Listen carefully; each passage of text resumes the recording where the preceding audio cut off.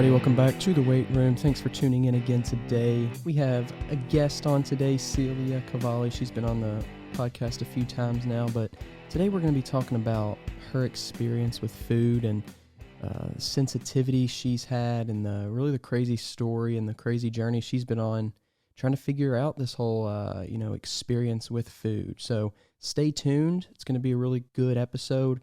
Before we get started, though, just want to say, anything you hear on this podcast, we're not doctors, we're not, scientists, but these are experiences, these are opinions, and these are just things that, we've both seen in our own experiences with food. So keep that in mind for any, diet or anything that you're going to change with the food you eat. Make sure you do see a doctor to just make sure it's going to go well with your body. But with that being said, make sure you are subscribed wherever you're listening. Leave us a rating and review on Apple Podcasts. You can now leave a rating on Spotify. Super simple to do that. Other than that, though, just enjoy the episode, and here we go. I'll start by saying I think of food very differently than the average person. Like, just from what I went through and my experience, food for me mentally is fuel. That's how I literally think of it. People always ask me questions because my diet's very weird. People are like, oh, don't you ever miss this or that? And to me, being going through what I went through, which was severe autoimmune, where my body was literally attacking every organ and shutting down. And I had something called cerebral ataxia, extreme anxiety, extreme depression, which I do not have anymore, by the way. And a lot of other issues. It's really, to me, after learning everything about nutrition that I've learned and having to go through it firsthand, I learned that nutrition is so important. It's every day you could be slowly poisoning your body, or you could be fueling your body to rebuild itself with the highest quality, ingredients, highest quality building materials. And I often equate it to building a house. I was on your show before for real estate. I work in the real estate industry, and it's quite different a house that's built with cheaper materials than a house that's built with high quality materials. And the longevity of that house, and the way that it settles, and the way that every aspect of that house is going to be more high quality, the better the building materials are. And so our bodies are really no different. Our bodies are made up of all the proteins that we eat, the amino acids. Proteins break down into amino acids, and they rebuild our tissues, they rebuild our organs, they rebuild our skin, our hair, all of that. And, I kind of had to go on this journey of, I guess, self-discovery, if you will, but also listening to really smart people who are very intelligent on nutrition and figuring all this stuff out in order to get to where I'm at today, which is pretty healthy. I still go through little bouts where, I go off my eating plan and I learn my lesson, and it's always a kind of a disaster. The last time that I went off was holidays. I went up to Indiana, very close to you, by the way, to see my mother and father-in-law, and they were so sweet. They had bought me packaged gluten-free things, which we'll probably get into my beef with the packaged industry. But a lot of these things that are labeled gluten-free are actually not gluten-free. And the way that my body responded was I had severe cystic acne covering everywhere, my chest, my neck, my face. I broke out in acne. I had rashes. I had severe itchiness. And I had anxiety, brain fog. I couldn't even recall small things. It affects me so mentally, very cerebrally. I just get very mentally affected by it. I had depression for an entire week. I went through severe depression. And it's tough, going through that. But I guess your main question was when did this all kind of start? When I was younger, I actually had severe issues with food, and my parents were bringing me to different doctors, and finally they diagnosed me with a couple of different things, but they finally, my final diagnosis was it was called intestinal migraines or abdominal migraines. Like, what the fuck is an abdominal migraine? Do you know what I mean? Like, what? But our gut is connected to our head. So when you eat foods, it's going to directly affect your mood. And we can get into that too, like how carbohydrates will give you a spike and then drop and spike and drop. So it affects mood stability. So a lot of times people who are very carb dependent will have severe spikes and drops, severe spikes and drops, and like their mood will kind of go up and then it will crash. And versus someone who's keto adapted or fat adapted, where they have a very consistent energy, they have a very consistent mood, no brain fog, things like that. So basically I was diagnosed with all these different things, and they put me on antidepressants at a very young age. I never took them. I tried them like a couple of days and I felt just really awful. And so I just never took them. And I kind of suffered through that until when I was really sick. I finally got really sick when I was 17. I was throwing up after every meal. Like, I couldn't hold food down. My body was rejecting everything. And my friends still remember, like, I have a lot of friends who I'm still in contact with, and they remember how sick I was. We'd go to a movie and I couldn't even sit through the entire movie. I was in and out of the bathroom the entire time, just like so sick. And it was both ways. It was, not to be graphic, but it was coming out of both ends. And that's just not fun when you're 17, you're trying to have a social life. I dropped weight really rapidly. I was, I was at my highest weight, and then all of a sudden, boom, I went down to like 80 pounds. And that's when doctors started to really take notice, like, there's something wrong, like, this isn't normal. I couldn't eat much of anything besides like fruit and carrots. And finally they were like, you can't have gluten. Like, they ran more tests and they're like, you can't have gluten. You have something called celiac disease. And so they were like, just try and avoid it. And that was kind of like all I was given. So I'm like, okay, like, all right. And so I ended up just eating very basic, like vegetables, chicken, things like that for about a year. And then when I was 19, I went to Burger King for the first time in a really long time. And I was like, you know what? It's before my shift. I was working like 4 jobs, and I was really tired. I didn't have time to, go home and grab my carrots or go to the grocery store. Swung through the drive-through, and I was like, I haven't ordered anything like this in forever. I ate it and I had zero reaction. And I was like, wow, like, no stomach ache, nothing.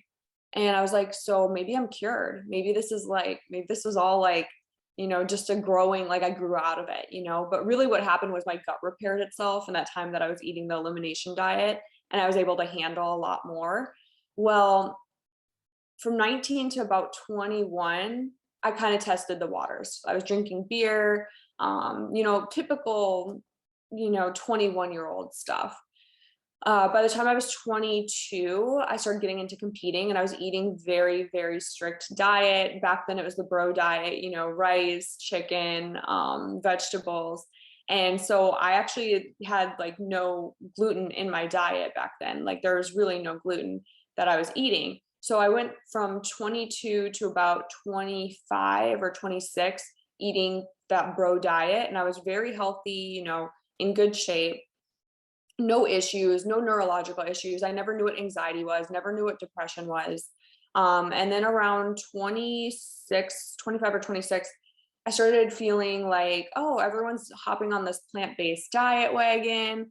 And everyone was talking about, oh, plant-based is so much better for you, getting into that plant-based thing. And so I think it was like 25. I think it was around 25 when I started experimenting, 25 or 26, when I started experimenting with a plant-based diet. Eventually went vegan, and that's when my health completely tanked, like completely. I'm talking the scariest thing ever. I was 28 by the time this happened. It was March, I think it was March like 20th or something. It was towards the end of March. I was doing my makeup, and all of a sudden I had my first spell of vertigo. I don't know if you've ever experienced vertigo, but if you've been very drunk, and the room's spinning, and you can't quite walk straight, that's what vertigo feels like. I had vertigo for about 5 minutes, which is a very long time, according to doctors. I would go to a neurologist now. She's like, that was a very long spell. Like, usually it only lasts for like, a couple minutes, and that's pretty long. Like, 2 minutes is a very long time. So had a vertigo attack. And then, it was like, that was weird. That's not normal. It very much scared me. I was like kind of panicked. And then that's kind of around the time that my panic attack started, vertigo, panic attack interchangeably, started happening more and more frequently to the point where they were happening every day. And then it started happening 24/7. So I was dizzy 24/7. I couldn't drive, couldn't do anything, much of anything. I was pretty much useless at that point. Like, everything I loved doing, I had to give up. I couldn't exercise. I was pretty much bedridden. So it was like I'd wake up dizzy, um, eat breakfast, dizzy, had to crawl back into bed because the world was spinning. I really started to lose hope. That was a very, very dark, that went on for about 3 years, off and on for 3 years. And 6 months into it, I was like, I got to figure out what the hell's going on with me. Like, no one's helping. Doctors are like, your blood work's crazy, but there's really nothing, there's nothing wrong with you, I guess. Like, we can't figure it out. You need to go see a specialist. Well, it takes a freaking year to get into a specialist. It takes a really long time. Anyone who's ever had to go to a specialist, takes forever. It took a year for me to get into my rheumatologist, took me months to get into a neurologist. Endocrinologist is a super long wait. It's like these things take a long time to get into.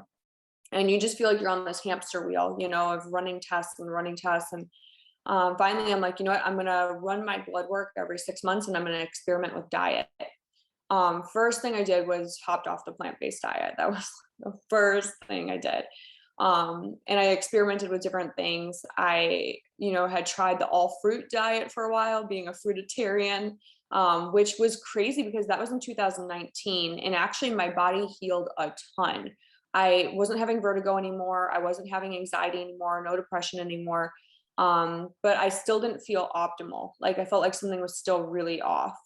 But a lot of my symptoms were gone. Like, my skin was clearing up. I had, joint pain that was gone. So I was like, there's something to this, and I saw the carnivore diet back then.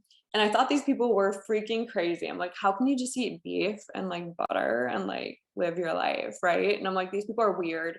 Like, I would never try that. But then, through my progression and journey, I got sick again in 2020. I was eating, takeout food. We had just moved down to Florida.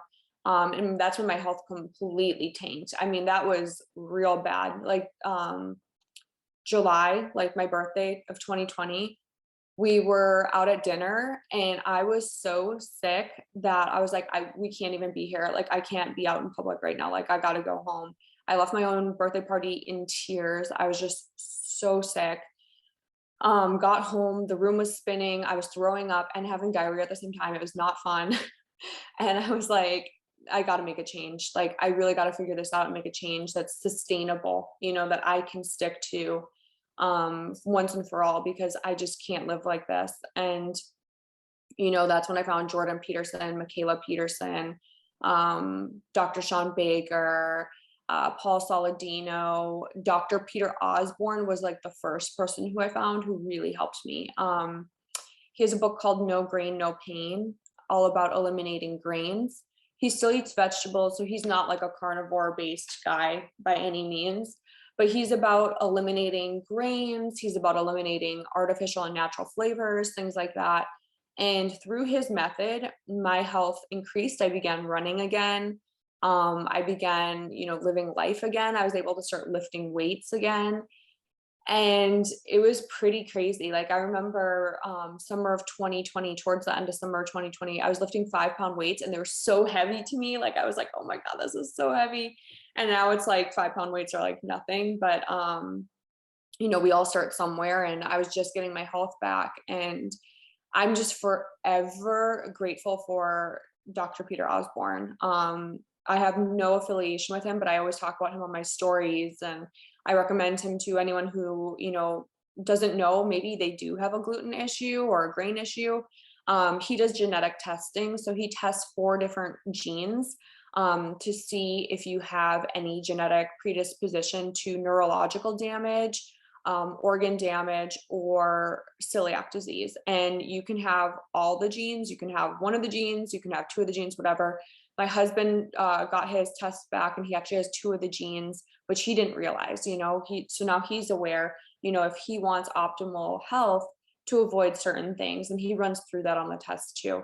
So for me, his book was like, I listened to it like it was my Bible. Like I listened to that book probably cover to cover on Audible. I listened to it probably 7 times or 8 times that summer, just to really solidify in my mind what I needed to do.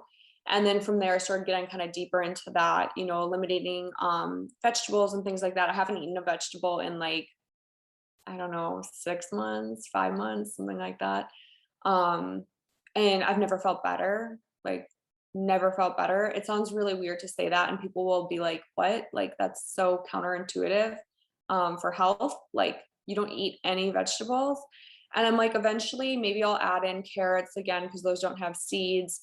Maybe I'll add in, I miss cucumbers. I do like cucumbers. But right now, where my health's at, I feel really, really good.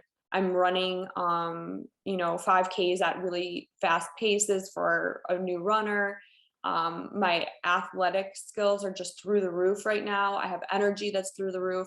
I really don't have any plan of changing my diet anytime soon, just because of the benefits I've seen on this diet.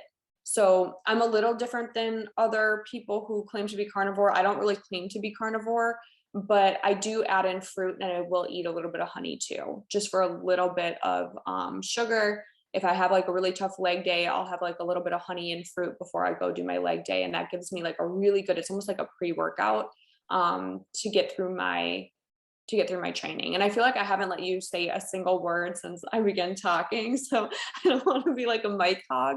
I just want to really like get my beginning, like this is where I came from. Was I didn't come from being like someone who wanted to lose 5 or 10 pounds. I came from being severely ill, like severe depression, like suicidal thoughts every day, anxiety, couldn't get out of bed, vertigo 24/7. I had something called cerebral ataxia where my legs would just give out. Like I couldn't feel my legs, and I couldn't function. Like I couldn't move the legs. And that is something that's extremely scary as a young person. When I talked to my neurologist, she was like, I can't believe you went through that at such a young age. Like that's not something that happens until people are in their, 70s or 80s.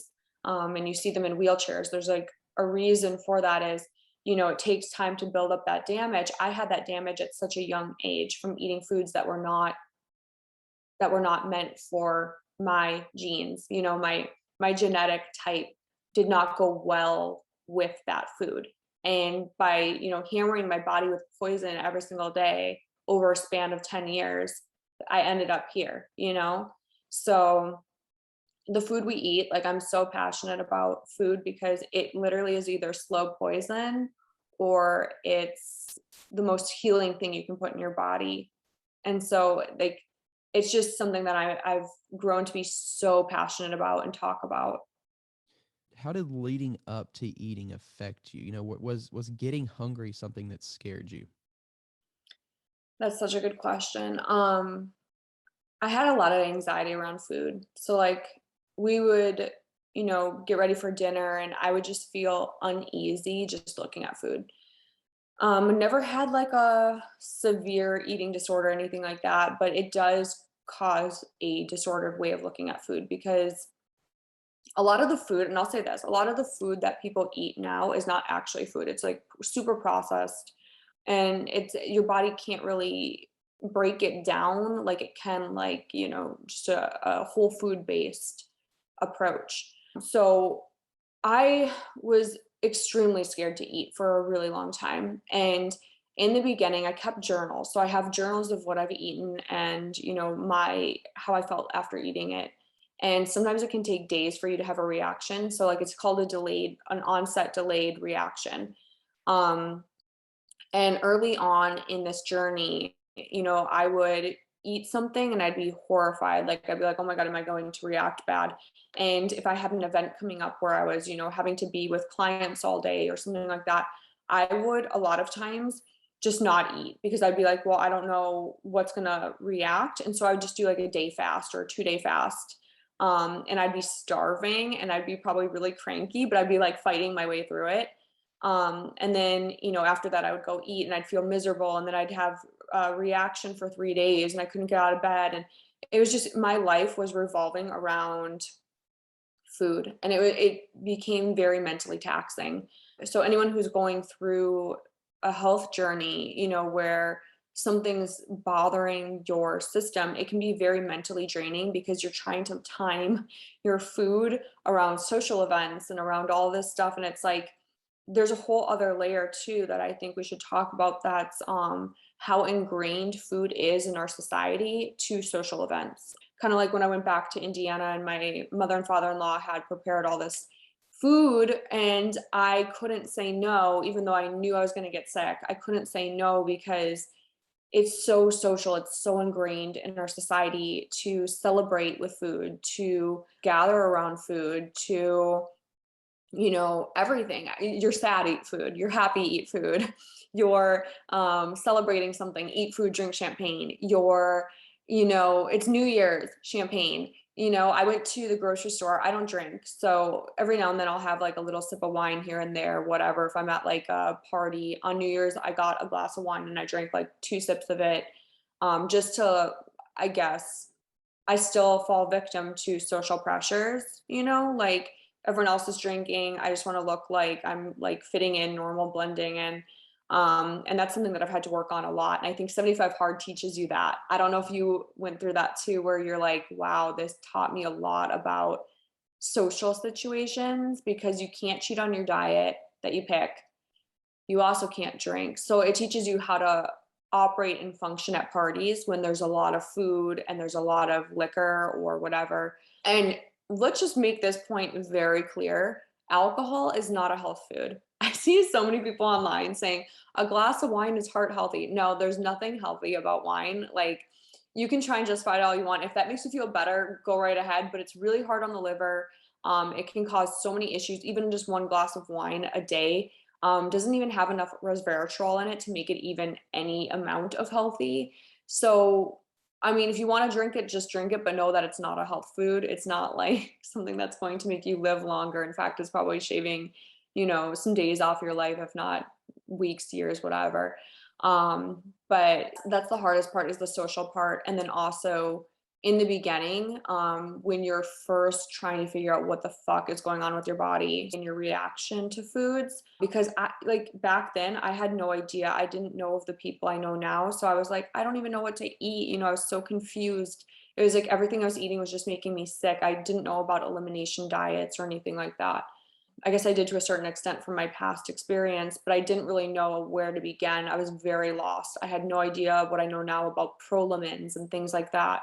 But in the beginning, it's really tough because if you don't have that information, you're throwing darts in the dark. Like it's like you're just trying to survive another day and it's scary. It's tough. And especially with the emotional attachment to food. A lot of people have a very emotional attachment to food. I know I did, and I had to kind of break that to become more, food is fuel, but also knowing that there is that emotional part to it. When I'm spending time with someone or, we're going out to eat, there is going to be that, equating that food to the time I'm spending with that person. So we've created these emotional patterns. And that's why when girls break up with their boyfriends, it's like they go for the Ben and Jerry's. We've created these feel good situations off the food emotionally, but also neurochemically. So like when you eat ice cream, you're getting like a dopamine hit, you're getting serotonin, you're getting all these different chemical reactions in the body that happen from the food. So we do have chemical responses to the food we eat as well. So it all ties in together to be a big complicated web that then we're like, oh, where to start? It's not that easy. Like there's so much that goes into it. And I think something interesting you said was like how we're eating all these foods that aren't actually food. I can't remember the title of the book now. It was the one about McDonald's where they were talking about creating basically food in the lab and like messing with the taste and the texture and all the the color, and it's almost like a trick, like we don't know anymore really what food is. No doubt. Like, and the thing is it builds over time. So like when I was talking about it in the beginning, it's a slow poison, or it's, the building blocks. You recreate. So I'm a huge science nerd. I love science. I think it's fascinating. And I remember finding out that your body actually rebuilds certain organs in certain time spans. So your brain is the slowest to rebuild. So the reason for that is your brain is highly protected. So it's encased, it has all these barriers that you have to get through to rebuild it. It's very slow to regenerate. That's why dementia, Alzheimer's, things like that are so detrimental. You see people slowly start to decline. It's very sad. But things like your heart and your GI tract regenerates in 7 days, or I think it's 3 or 7 days, something like that. It's super quick turnover. So you get a new GI tract every 3 to 7 days. You get a new liver, I think every year your liver regenerates, something like that. Don't quote me on all these things, but it's your body's always rebuilding heart tissue. It's rebuilding thyroid tissue. It's rebuilding all these things, but it needs the building blocks to rebuild that. Now, here's the problem with packaged foods. And there's another problem with other things too that I'll talk about in a second.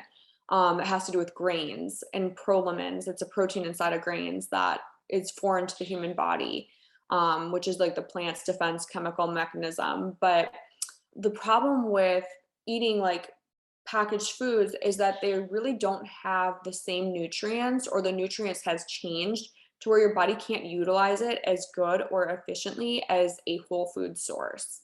So even if you take vitamin C and you take it from a orange, or you take vitamin C from a powder, your body knows what to do better with the vitamin C from an orange than it does this powder with maltodextrin and all sorts of other stuff in it. It's so broken down over here, and it's so chemically altered that your body almost has to like figure it out. Like it's like, it's a whole other, it's like a maze over here. Whereas over here, it's a natural food source. It all breaks down into different amino acids that your body needs, or different chemicals that your body needs. And then your body can utilize that so much better to rebuild its tissues versus using something that came out of a lab.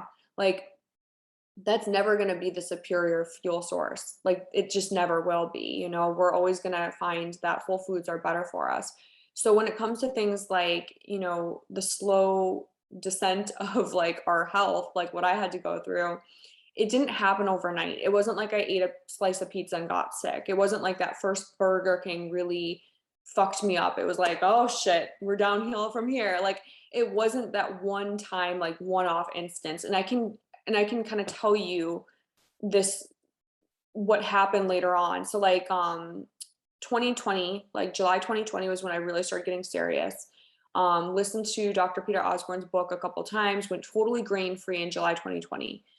So completely grain-free. Didn't touch it, no rice, sorghum, nothing. So that eliminated pretty much all processed foods.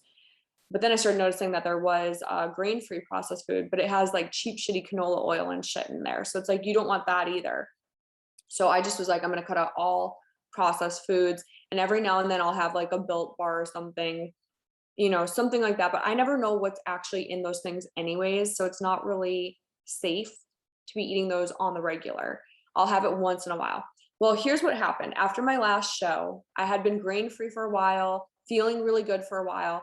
After my last show, I actually had a cookie that was made with wheat flour, and I didn't get sick.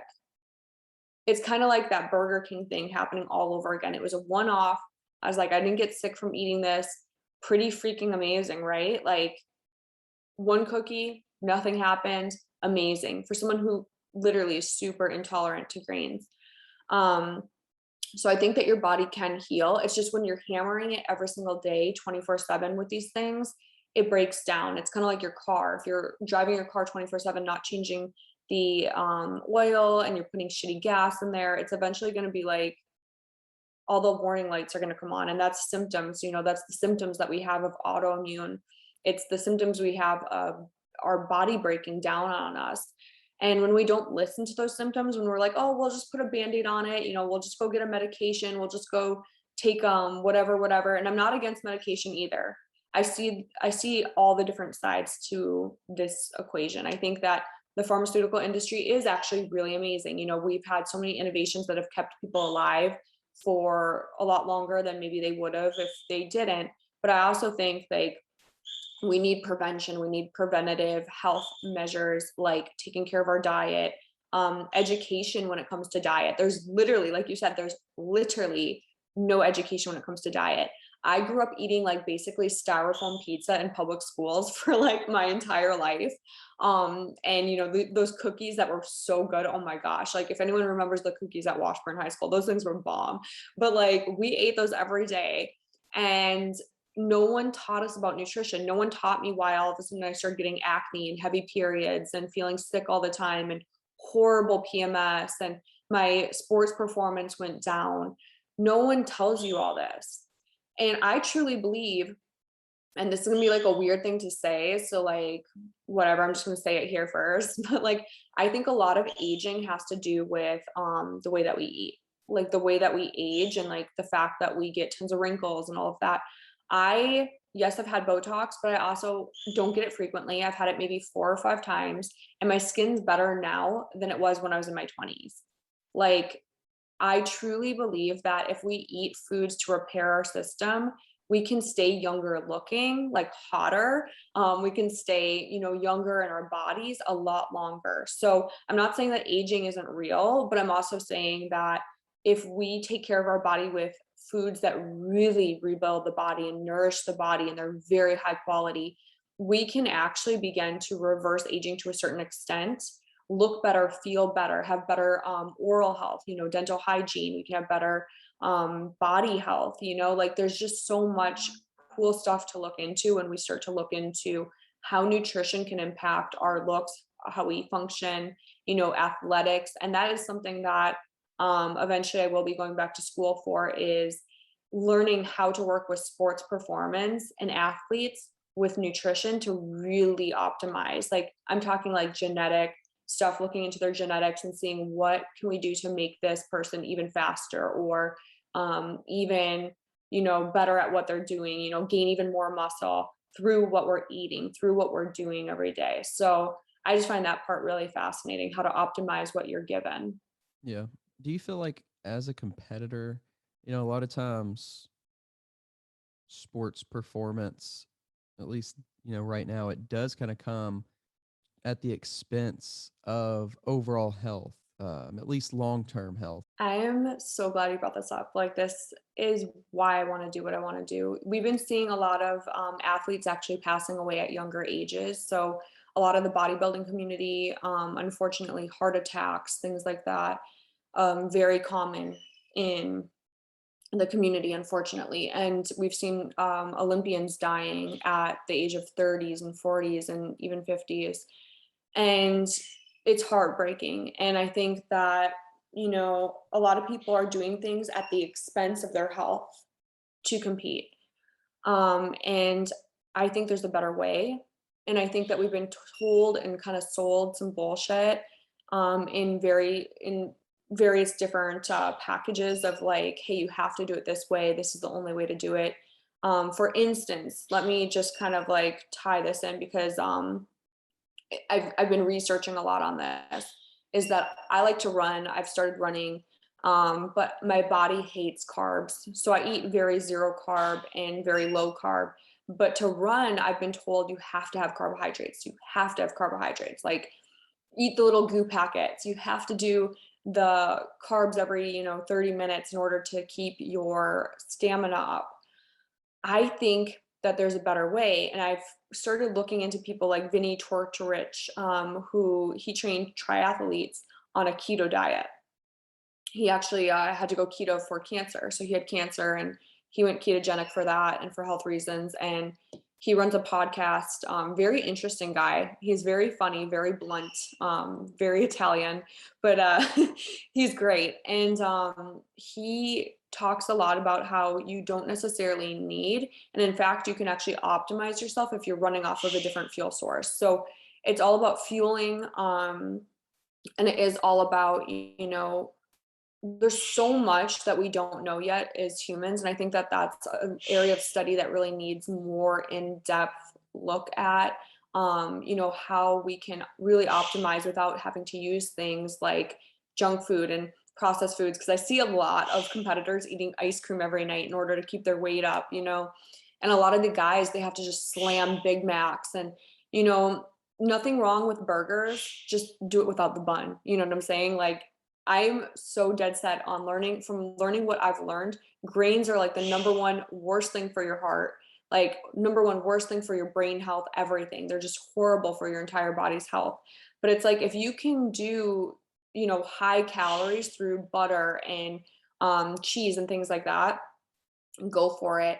But you also have to listen to your body and make sure that you're doing things that are appropriate for your body, you know, like easing into nutrition and different training plans that work for you and kind of experimenting with what works best for your body. But I think in the future, what we're going to start to notice is that a lot of the things we thought were something we had to do are not really totally true. Like the whole carb loading before shows. I don't really think that you have to do that. In fact, I think that that could actually be detrimental in many ways. Like you can get spillover. And also, there's better ways to do that. Like, for instance, my first show of the year, I did carbs with rice cakes. I was so bloated on stage. Holy shit. Like, I just looked watery and puffy. The second show, I did honey. So I just used a little bit of honey and a Reese's peanut butter cup, and that did the trick for me. Everyone said, don't do Reese's because it has fat in there and your body can't break down the fat, you know, in adequate time for you to step on the stage. I had no issue with it. I ate it, no GI stress, nothing. I felt really good. And so that worked for me. It may not work for someone else. So you got to really play with what works for you and also paying attention to that. But I think that there's going to be new advancement in studies and um, you know, there's a lot of people who are already doing that. I mean, there's what's his name? He does research, like ketogenic research for athletes, and he's pretty popular. I forget what his name is, but I'll have to try and look him up. It's like he has a whole institute that works with it. But they've noticed that they've gotten people stronger, faster, and all of that on a ketogenic approach. So I think that there's just so much, you know, we've always done it this way, so we're going to continue to do it this way versus, hey, maybe there's a better way. Maybe there's a way that we can start training athletes that's going to be healthy for them, not only, you know, health wise, but for their career as well, where they have a longer career. They're not getting burnt out. They're building muscle with more ease. That was one thing I noticed was when I eliminated greens, I started building muscle, like really dense, nice muscle way easier than when I was eating greens. Because for me, what was happening was it was just breaking down my muscle tissue because it turned into autoimmune lupus where it's breaking down your muscle tissue. So I would go lift in the gym and then feel fatigued and completely like crap for a couple of days. Whereas now I can just keep going. I'm like the Energizer bunny. Like I go do a workout, I don't even really get sore. Like I'll get sore for a day and then it's gone. I'll go for a run. I'm sore for maybe a day and then it's done. My endurance is better. You know, like you can just keep going when you tap into that right fuel source for your body. You can just keep going. It feels like you have endless energy. Like I wake up in the morning, no alarm clock. I feel good. I'm like, yes, time to go, ready for the day. And I exhaust myself to the point where at the end of the day, I'm ready for bed and I fall asleep within like 2 minutes. And it just feels good. It feels really, really good. So I think that in the future, we're going to find new ways to work with athletes that works better for them, that's like more efficient for them, that's healthier for them, instead of shoveling down all these different things or having to take PEDs. Like, I think there's a better way. You know, you can manipulate your hormones with the food you eat as well. So the food you're eating creates your hormones. It all works together. Cholesterol helps with hormone function. You know, there's all sorts of things that your body needs to create hormones. So when your hormones are functioning optimally for your age range, you shouldn't have issues. You know, there's always going to be those genetic freaks who want to take stuff and like, you know, get super, super big and crazy, all of that. But if you're in bikini or you're in, you know, a division that's smaller, there's really no reason to be on all these things if you're taking care of your body. Do you think that like being in America, you know, that's it's the melting pot and there's so many different people from different countries, and do you think that that plays a role in kind of the genetic almost like confusion with food? And like I don't have any statistics, so it's kind of just like a guess. If you had like a, let's just say you have a country in like Africa who, you know, everybody is from there, their parents, their grandparents, they're from there, the kids are from there. Do you think that their bodies are responding better to the food they eat because it's the food that they have that their genetics have grown up with in that region? And do you think that that plays an effect on, the melting pot here in America, where you might have somebody that's from that African country have a kid with that's with somebody from Italy or whatever, and they kind of have two different genetic makeups of like what makes their food work well in their body. Like, do you think that that plays a role at all, or do you think it's just kind of because of the process stuff? So there's a lot of studies on that. And I mean, if you look into like the Inuits and you look into other regions where they didn't have processed food, a lot of underdeveloped countries are very healthy. Like they don't have heart disease, they don't have cancer, they don't have any of these issues, these modern day issues that we have in America. And then once they get introduced to the food that we have here, the packaged food, the processed food, the seed oils, all of that, they start getting sick. So I think humans are human, like at the core, no matter what your genetics are, there's base principles that apply. So if you're feeding someone a diet of canola oil and processed food all day long, your genes, no matter what your genes are, eventually are going to start to misfire. Like your DNA is going to be like, what is this? We can't use this. This isn't working for us. I think it's really interesting though, and that's something that I would love to look into, especially like when I get further down and I start working with like coursework and I'm going back to school. So that'd be something I'd love to study and see, how different parts of the world are adapting to diet and how they're taking on our diet and other diets genetically and how that impacts them genetically, because certain populations are more susceptible to certain things because of their climate, because of their what they need to survive. There's certain people who live in desert regions where their kidneys are hit harder with kidney disease because they don't filter water the same that we would over in a colder climate. So it's just very interesting. Your body is always taking in feedback and adapting. It's kind of like when you work out. Like when you first started doing Peloton, were you getting the same output you're getting now? Definitely not. Okay. So like you're improving, your body's adapting, your body's like, hey, we have this stress load, we're taking this stress load, and now we're able to function and get better and more efficient at it because we know what's coming. We know how to interpret this data, we know how to function under this pressure.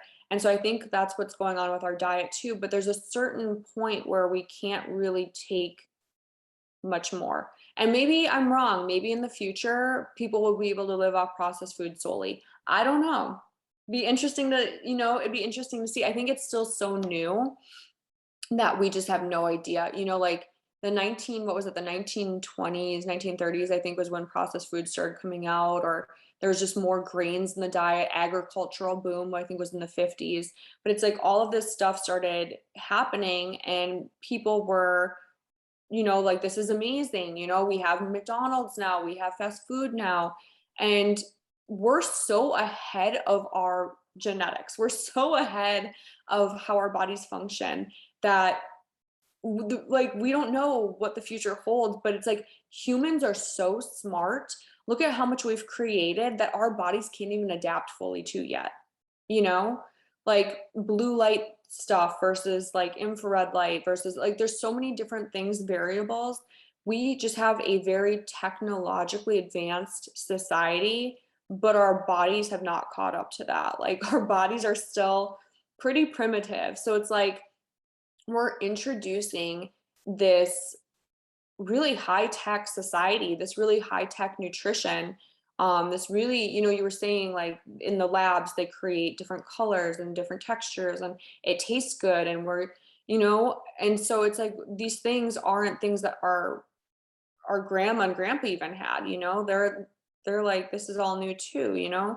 So I think over time, either we're going to adapt to it and it may take a long time to adapt to it, or something's gonna shift and happen. Something always shifts and happens. And I guess that's the exciting part of research, is that you see over time what happens. But as of right now, I think that people are more benefited by eating whole food diets, obviously. Like if you stick to a whole food diet, like life is just so much better. I don't know if you've ever done like a whole 30 or something, or tried doing like a elimination diet of sorts, but it's like you just feel really good. And that's the feedback I've heard from so many people, is like, I just feel really, really good. Like I eliminated sugar and carbs, like refined carbs. They're eating vegetables still and all of that.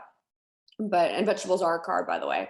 But they eliminate the processed foods and they feel amazing. And they're like, I just felt more energy. I was sleeping better. And there's a lot of science that backs all that up. You know, there's a lot of chemical processes in the body that work better when you have adequate vitamins and nutrients and all of that that comes from real food.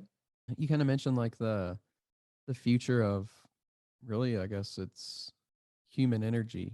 That's what food is. It's energy that we get to use. And maybe and if we survive the next 1,000 years, 2,000 years, maybe that's how our body evolves. It's like, okay, these people are really good on processed foods, so there's the people who are going to survive, and those people are gonna make more people. And I wonder if that's the future, or if it's just a more technological future where the fuel source we use is electricity. Where basically, like you're saying, the body's so primitive, but the brain it's a supercomputer, on steroids, really. So is it going to be, kind of, are we turning into that direction to where it's more like, okay, take these people, hook them up to a computer basically, and as long as we have electricity, that's all that they need to have their quote unquote body survive, and the brain can be fueled off of the electricity or something. But That's so fucking sci-fi. Like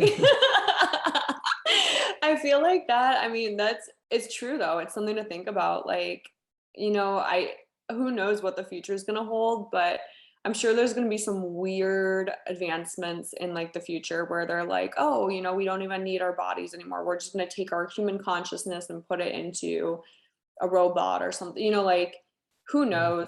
Who knows what's in the future? But you're right about that, and that's really interesting what you said about like adapting. Like the people who have the genetic variability where they can handle more processed food or whatever, are they going to be the ones that continue, procreating all of that, or is there going to be something different? I would fucking die immediately. I can't handle processed foods. I can handle very, very minimal amounts of processed food. So maybe my body's just outdated. I don't know. But I look around and I'm very observant. I like to see what's happening. And I think that a lot of people, they aren't they aren't able to adapt to that processed food diet. It's why we have high rates of the medical world is such a big world because we can't like we can't quite fit what we're doing to our bodies anymore. Like it's just like a lot of people are sick and they're sick at younger ages and all of that. And that's what breaks my heart is like seeing people who are so sick at young ages. And Dr. Peter Osborne actually talks about he had a little girl named Ginger who came to his clinic. She was given 6 months to live. Like she was dying of rheumatoid arthritis. And her mom was desperate to keep her alive, obviously. They went to his clinic and he kept her alive, and she's still living to this day. She went off all grains and is thriving. She's never been better. But that's just an example of like how sick someone could be, and the nutrition completely changed their life. And now she's a healthy, happy, not on any medications. I don't think she went off all her medications. And it's like it plays a huge role in how we live and how we thrive. And like type 2 diabetes, for example, there's such a high rate of type 2 diabetes, which is a nutritionally related disease. It's what we're eating is causing this to happen in our body. We're eating too much sugar, and then our insulin spikes, and then eventually we have insulin resistance and all of that. And so there's a lot more that I think we just need to look into as like a society. And maybe there just needs to be better nutritional education. I just find that there really was none when I was growing up. Like I didn't even know that people could be adverse to different foods. I had no idea. I had no idea that cookies could cause issues. I had no idea that cookies could cause cystic acne. Like I had no idea that sugar isn't good for you. Like you just don't know what you don't know. And like I lived off hot Cheetos and freaking pizza, like I'm surprised I'm still alive, but I feel better now than I ever did. And, everything's better now than it was back then. And so it's just, I think that some people just have to find out through trial and error. And some people don't really care too much about nutrition. And they're like, I can function pretty well. And, I'm eating what I want to eat and I have no idea, no desire. And some people would rather just take a pill. It's like everyone's different. And it's like, I mean, I respect that. I respect people's opinions and what they want to do with their body, but I think that there should be better nutritional education out there, or at least letting people know that they have a chance to reverse, or prevent the things that I've gone through and the things that a lot of other people have gone through. Yeah, and I think it'd be cool using genetics, almost like, you're born at the hospital. They take a whatever genetic sample, and then they can come back and say, okay, based on your genetics, this is what would be best that you ate. And you would have that from day one, and it's up to you if you want to use it or not. Kind of like you're saying, it's your choice. I agree. I think there's companies that are doing that. I think 23andMe started doing that, I want to say. I don't know which ones it is, but there's definitely ones that give you feedback on like what foods would be best for your genetics. I still think that it's so new that like it could be inaccurate. And I think that that's like a big thing too that maybe people are skeptical about or something, like what's the accuracy of these things. But for sure there are like the HLA-DQ genes. There's HLA-DQ1, which is more neurological damage, HLA-DQ8, which is celiac damage. So there are things that are proven, but then I'm sure there's a lot of gray areas too, like how do these genes interact with food, like ones that aren't as well researched. There's so much room for research, and there's so much room for I guess trial and error on things, but I think it's still so early on in that realm for people to be like, okay, this is what you should be eating for sure, for sure, for sure.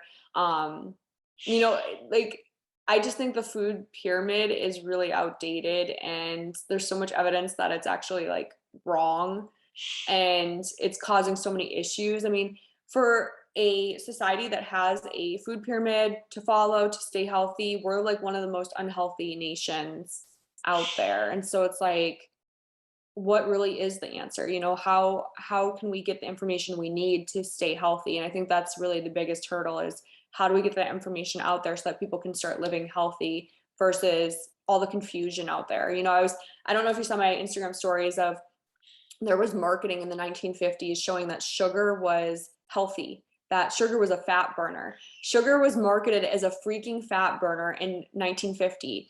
Like, no wonder people have eating disorders. No wonder people have issues, because when they start touting sugar as like the healthiest thing you can eat to sell sugar, we all know sugar is addictive, and it makes people, gain weight and all of that. Like if I did nothing but eat sugar all day, first off, I'd be a sugar crackhead. Second off, like I would probably gain weight. Like these are things that, it's just, there's so much confusion out there. It's like people are so confused to the point where they're like, whatever, I'll just eat fast food. I'll just eat whatever's easiest, because there's so much conflicting information out there. So like, what do we think is true? So I think what you're saying is so cool, because it's like when you're younger, you could get this blueprint of like, hey, this is how you eat to stay healthy.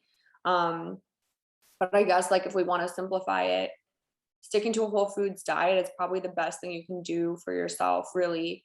And then look into greens. Like I hate greens. You can obviously tell I hate greens just because I've seen what they do for people. And after reading his book, it made so much sense. And once I eliminated them fully from my diet, my health completely changed. And a lot of these elimination diets, the same thing they have in common, like the fruitarian diet, the carnivore diet, there's like a couple autoimmune diets like paleo diet, AIP diet, all they have in common is that they eliminated grains.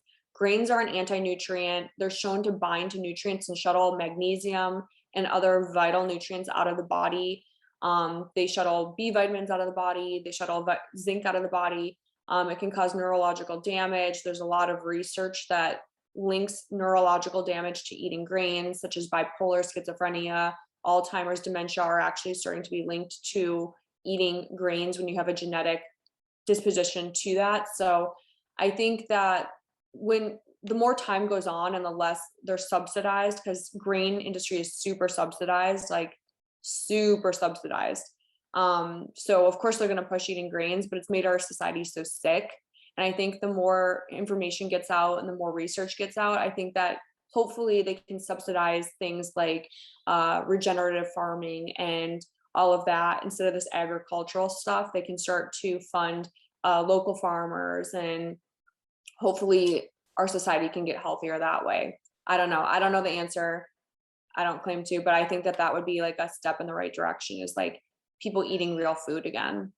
Do you think that, we have all this information today, we have all this technology today, and even though things are kind of still in a gray area, do you think that even if we had better information and more technology, do you think that it would still get overruled by, the commercialization, the big companies that would kind of still be pushing billions into what we're eating? Probably. I mean, there's two parts to that. There's people are in love with the food that they're eating, like we have addictions to the food we're eating, so we're going to keep buying it. And then there's the part of the commercialization. So I think it's a two-part thing. There's no one answer to that, but I think that you're right. I think that it would be very difficult for us to change as a society. Like we already have all the information out there. Like there's so much information out there. I think it's just really on us as individuals to take that step in the right direction. And it's hard as hell to do. Like when I went through my own changing of my diet, I didn't want to let go of certain things, and it's really tough. And to this day, I still would love to go out and eat a donut or something like that, like there's things that I can't do that I'm like, I do, part of me misses that freedom, to have that freedom to go out and eat a cake or a donut or whatever. I feel so much better though that I wouldn't do that. But I think humans are emotional creatures and we're going to act on that. And this food has become so addictive that we're eating that's like processed, it's highly palatable, makes you feel good when you eat it. Like when you're eating a big chocolate cake, you feel good in that moment. You're getting all those endorphins in that moment. But once it's done, you're like, dang, I really regret that. Like I wish I didn't eat that entire thing. Now I got to go do Peloton for 7 hours to go burn that off. I'm just kidding. But I think that, there's hope for people. I think a lot of people are starting to turn their thinking around and they're starting to really want to make a change, because a lot of people are sick of feeling like shit. I see it in forums every day. Like a lot of people are saying like, I'm so sick of feeling like crap every day that I'll do whatever it takes. And I think that it just takes people to get to that point. And everyone's point is different. For me, I had to be bedridden in order for me to see the light.